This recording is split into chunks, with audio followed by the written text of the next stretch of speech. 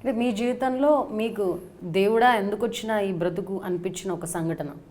అంటే అట్లేం అనిపించలేదు, నేను తేల్చుకోవాలని వచ్చానుగా, నాకు ఇది మార్గం చేసుకో. మీరు అన్నారు కదా ఎన్నో ఒడిదుడుకులు చూసారని చెప్పి, దాంట్లో అతి భయంకరమైన ఒక సిచ్యుయేషన్ చాలా ఉండే. ఏం చెప్పాలి, ఎన్నని చెప్పాలా? మీ కంటతడి పెట్టించింది, మీరు మర్చిపోలేంది ఏవో 2-3 చెప్పండి. వచ్చుడు ఉండేయండి. మా సాంబలక్ష్మి ఆవిడ 100 రూపాయలు ఇచ్చింది కృష్ణ ఎక్కమని. కృష్ణ ఎక్స్ప్రెస్ ఎక్కే రావాలి, 98 రూపాయలు టికెట్, 2 రూపాయలు చేతిలో ఉంది. గౌకని తెల్లారి షూటింగ్, కృష్ణ మా ఊర్లో ఆగిద్ది, దానికి రావాలి. ఆ 2 రూపాయలు ఉంది నా దగ్గర. కృష్ణ టయానికి అన్నం ఉడకలే తెలిసిన, వాటర్ బాటిల్ తీసుకుని ఎక్కి కూర్చొని వచ్చా. అన్నం ఆకలి అవుతుంది. ఎప్పుడో పసులు చాలా అలవాటు అయిపోయింది. చిట్యాల దగ్గర బండి అయిపోయింది, ఇది మన జన్మభూమి ఎక్స్ప్రెస్, ఇంజిన్ చెడిపోయింది. అందరు దిగి వెళ్ళిపోతున్నారు రోడ్డుకి, ఎప్పటికో ఆ ఇంజిన్ రావాలి అని చేయాలి. ఆకలి అవుతుంది. ఏంది ఎక్కడి నుంచో బేల్దారి పనులకి హైదరాబాద్ వచ్చేవాళ్ళు అన్నాలు తింటున్నారు. కష్టజీవులు తెలుసు ఆకలి అయితే ఏంటి, ఆ మొహంలో కనిపెడతారు. అది ఒక ముద్ద గోంగూరతో పెద్ద ఆయన ఒక ముద్ద అన్నం పెట్టాడు.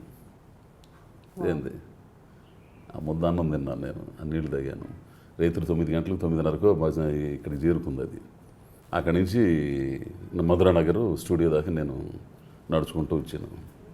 ఇట్లాంటివి చాలా ఉన్నాయి. మీకు ఇంకో విషయం చెబితే, అసలు ఇక్కడికి వచ్చిన తర్వాత సీరియల్ చేస్తా కూడా, సీరియల్స్ అన్నీ చేస్తా, కొంచెం అన్నీ చేసిన తర్వాత పని లేక మళ్ళీ ఈసువు కూడా చెక్ పోస్ట్ బస్తీ ఉంటుంది, అక్కడ అడ్డం ఉంటుంది.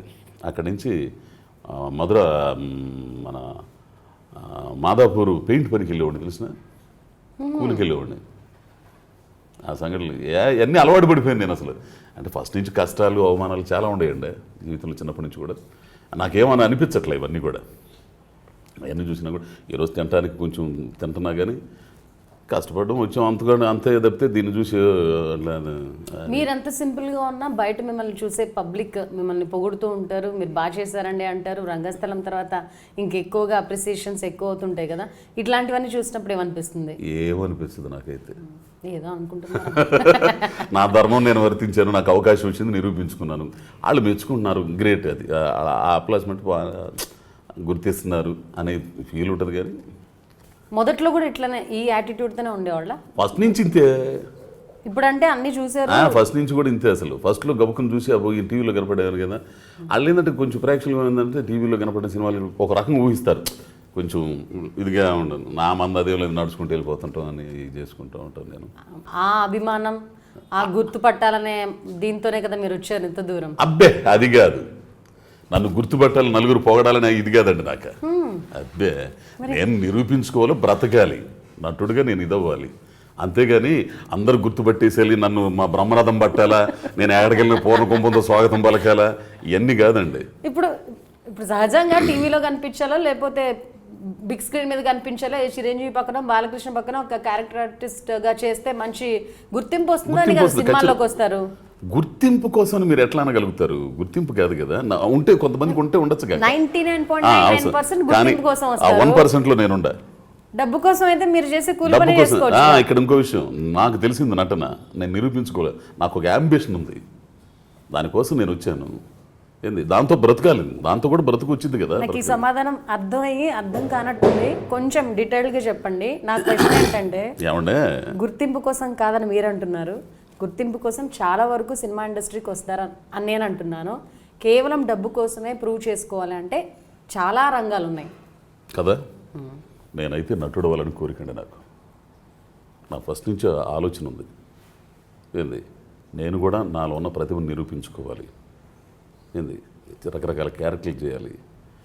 ఎవరైతే ఇన్స్పిరేషన్ అని చెప్పానో ఈశ్వరంగారావు గారి దగ్గర నుంచి రాఘగోపాలరావు గారు, నాగభూషణం గారు, ఆర్ నాగేశ్వరరావు గారు, వీళ్ళందరి కోవకులతో అట్లాంటి క్యారెక్టర్లు చేయాలి మనం. గుర్తింపు మనలో ఉన్న నటుడిని మీ తృప్తి కోసం చేయాలి అంతే. ఏంది నటుడిని చేసుకోవాలి, తద్వారా నేను కూడా బహు దొరికింది నాకు. ఏంటి అనేది దాంతో ఇదైంది. అయితే అందరు నన్ను గుర్తుపట్టేలా ఇది చేయాలి. తర్వాత గుర్తుపట్టడం, ఇవన్నీ చేయటం, ఫేమ్ రావటం, ఇవన్నీ మన సహజమయ్యాన్ని. ఎంత మనం వద్దనుకున్నా వస్తున్నప్పుడు మనకు వచ్చే పాజిటివ్ వైబ్రేషన్ వేరు ఉంటాయి. అది ఇప్పుడు అందరు ఇప్పుడు ఈ రంగస్థలం తర్వాత నా లైఫ్లో ఎప్పుడు లేదు ఇట్లా. ఏ ఫోన్లు కానీ అందరు కానీ ఇది అవుతున్నారు. అవునా అంత గొప్పగా చేశానని, సమ్మర్ హాట్లో కూడా చల్లగా అనిపిస్తుంది, అంత గొప్పగా చేసానా అనిపిస్తుంది ఒక టైంలో. అయితే మాత్రం నాలో ఉన్న నటుడిని నాకు నేను తృప్తి పడే విధంగా, నాకు ఛాలెంజింగ్గా ఈ సినిమా మాత్రం ఇన్నాళ్ళకి. చాలా సందర్భాల్లో సినిమా ఇండస్ట్రీలో ఒక సక్సెస్ చూసిన తర్వాత ఒక సర్టైన్ స్టేజ్ దాటిపోయిన తర్వాత ఒక కైండ్ ఆఫ్ ట్రాన్సిషన్ స్టేజ్ అంటారు కదా, ఇప్పుడు ఏంటి, ఓకే అందరూ పొగిడేశారు, అంతా బాగుంది, పీక్స్కి వచ్చేసింది నా రికగ్నిషన్, ఆ టైంలో కూడా ఒక టెన్షన్ మొదలవుతుందండి. ఏందది? దీన్ని ఎలా కాపాడుకోవాలా అని.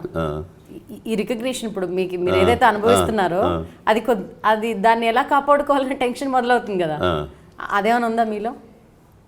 నాకు అది అసలు తెలియలేదు. ఇప్పుడు ఇక్కడ నుంచి ఇక్కడికి వెళ్ళాను, అక్కడి నుంచి నుంచి మళ్ళీ వెళ్ళాలి, మెట్టెక్కాలనేది లేదు. అంటే నన్ను గుర్తించి నేను ఏదైతే సాధించగలనుకున్నా ఆ క్యారెక్టర్లు ఇస్తారన్న ఆశ ఉంది అంతే. ఏంది దీన్ని కాపాడుకోవాలి, ఖచ్చితంగా గుర్తిస్తుంది ఇండస్ట్రీ. ఖచ్చితంగా డైరెక్టర్లు అందరూ గుర్తిస్తారు. ఆ కథలకు సంబంధించిన క్యారెక్టర్లు అజయ్ ఘోష్ పనికి వస్తాడు అనుకుంటారు. ఇప్పుడు సుకుమార్ గారు చూశారు, సుకుమార్ గారు చూసి ఇచ్చారు కదా, సరే అట్లా ఇంకా మంచి క్యారెక్టర్ ఛాన్సెస్తో అనే ఆలోచన వస్తుంది అంతే అనుకుంటున్నాను నేను. అది మీరు ఈ ఇంటర్వ్యూస్లో చెప్పారు, ఇప్పటిదాకా చేసిన వాటిలో ఇంకా ఇది చాలా బాగా చేశాను, నాలో ఉన్న నటుడిని తృప్తిపరిచే విధంగా రంగస్థలం క్యారెక్టర్ ఉంది అని చెప్పారు కదా. నేను అది ఈ రంగస్థలమా లేకపోతే ఇంకేమైనా ఉన్నాయా మీరు ఆల్రెడీ చేసిన మూవీస్లో? తమిళ్ విచారణ ఉంది కదా, విచారణ ఆస్కార్కి 2016 ఆస్కార్కి ఇండియా తరఫున ఎంట్రీ ఇచ్చింది కదా, దాంట్లో అద్భుతమైన క్యారెక్టర్ అది. దాని తర్వాత నేను అంతగా అంటే జ్యోతిలక్ష్మి పూరి గారు ఇచ్చింది ఒక రకంగా ఆయన గాడ్ ఫాదర్ ముద్రేశాడు విలన్ అని. ఆ తర్వాత చేశాను. ఈ క్యారెక్టర్ ఎస్పెషల్లీ శేషనాయుడు క్యారెక్టర్ మాత్రం నాకు మంచి నన్ను నేను పరీక్ష పెట్టుకోవడానికి కానీ నన్ను వెలికి తీసుకోవడానికి కానీ నాకు బాగా ఉపయోగపడింది. ఇంకా నన్ను నేను పొదును పెట్టుకోవడానికి, ఇంకా మంచి మంచి క్యారెక్టర్లు చేయడానికి కూడా. అది ప్రతి సినిమాలోనూ ఏదో ఒకటి నేర్చుకుంటుంటాం. ఇప్పుడు రంగస్థలం సినిమాలో ఇంత అప్రిసియేషన్ వచ్చిన ఈ మూవీ క్యారెక్టర్ అండ్ సుకుమార్ గారితో పనిచేస్తున్నప్పుడు మీరేం కొత్త విషయాన్ని నేర్చుకున్నారు? అంటే చాలా మంది, అంటే నా జీవితంలో మంచి మంచి డైరెక్టర్లతో పనిచేశానండి, కొద్దిగా చేసినా కానీ. బాపు గారితో, లెజెండ్ బాపు గారితో, ఈటీవీ సోమన్ గారితో, టీవీ ఇండస్ట్రీకి వచ్చేసరికి అశోక్ రావు గారు, పృథ్వీవర్మ గారు, చాలామంది ఇట్లా చేశాను, అనిల్ కుమార్ గారు, వీళ్ళందరూ. ఇక్కడికి రాగానే వెట్రిమారన్ తమిళ్, పూరి జగన్నాథ్, ఈయన రాజమౌళి గారు బాహుబలి 2లో చేశాను, కానీ లెంగ్త్ అవ్వడం వల్ల నాకు ట్రాక్ తీసేది జరిగింది. ఒక అద్భుతమైన డైరెక్టర్తో పనిచేశాను, చాలా నేర్చుకున్నా. ఎట్లా నటుడిగా ఎట్లా ఉండాలి, ఎట్లా వాళ్ళు చెప్పింది మనం ఎట్లా ఆకలింపు చేసుకోవాలి, మనలో ఉన్నదాన్ని ఎట్లా ఇది చేసుకోవాలి, ఇవన్నీ మనిషిగా ఎట్లా ఉండాలి, ఏంది ఎక్కడ తగ్గాలి ఎక్కడ నెగ్గాలి, ఎన్ని ఉంటాయి కదా కొన్ని. వాళ్ళందరూ కూడా ఒక గొప్ప మనస్తత్వాలు గల వాళ్ళు. వీళ్ళందరూ కూడా చెప్పిన నలుగురు కూడా, నాకు పనిచేసిన నలుగురు కూడా ఒక మేధావితనంతో, ఒక విశాల హృదయంతో ఆలోచించే మనుషులు వాళ్ళందరూ కూడా. అసలు సుకుమార్ గారు అయితే నన్ను చూస్తే ఇచ్చోటని అనేసేవాడు అసలు. అంటే పద్యాలంటే ఆయనకి అంత ఇష్టం. డివి సుబ్బారావు గారిది మా ఊరు, ఆంధ్ర తాన్సేన్, హరిశ్చంద్ర. ఆయనకి వాళ్ళ నాన్నగారికి పౌరాణిక పద్యాలంటే చాలా ఇష్టం. సుకుమార్ గారి నాన్నగారు, ఈయనకి కూడా పద్యాలంటే చాలా ఇష్టం. ఆ నేటివిటీ కానీ, ఆ పద్యాలు కానీ, అవన్నీ కానీ. మెయిన్గా ఆ సినిమాలో కూడా రంగస్థలం అనే పదం రావడానికి కూడా పద్యం ఒకటి ఉంటుంది. ఆ పద్యం వినేసి చాలా సంతృప్తి పడుతుంటాడు ఆయన. డివి సుబ్బారావు గారి పద్యాలు వినపడం వల్లనే నా జన్మ ధాన్యం అయిపోయింది.